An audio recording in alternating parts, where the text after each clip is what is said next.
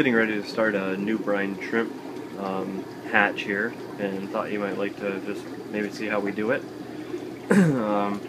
Hanging from a shelf here, what we've done is just carefully take a 2-liter bottle, very carefully with a very sharp razor knife, and just cut out an opening in a 2-liter bottle like that.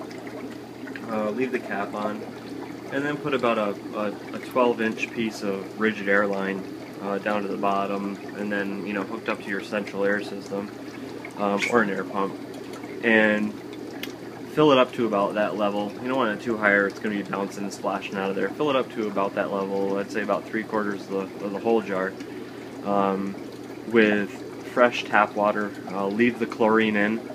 The chlorine helps with the disinfection process, keeps the bacteria down, and the chlorine will be good for the first 12 to 24 hours, which is about when you hatch for.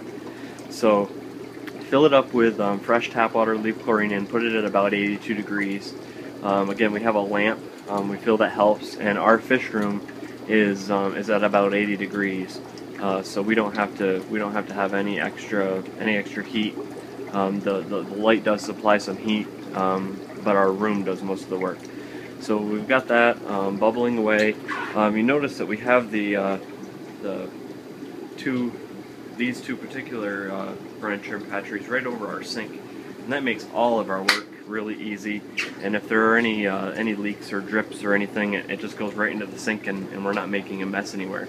So having it over the sink, I just suspended it with a little piece of stainless steel wire and a hook, so I can just take it off, rinse it, hook it back up, and it's good to go. It's pretty nice, pretty thick wire.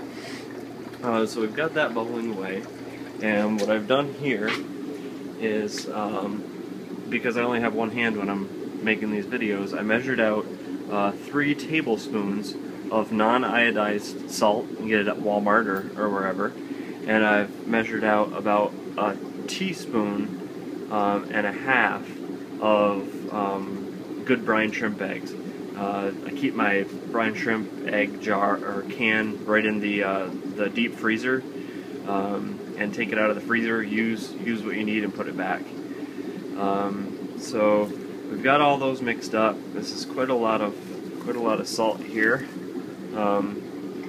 This is again 3 tablespoons. You may need more or less for your water conditions. You'll have to tweak it and figure it out.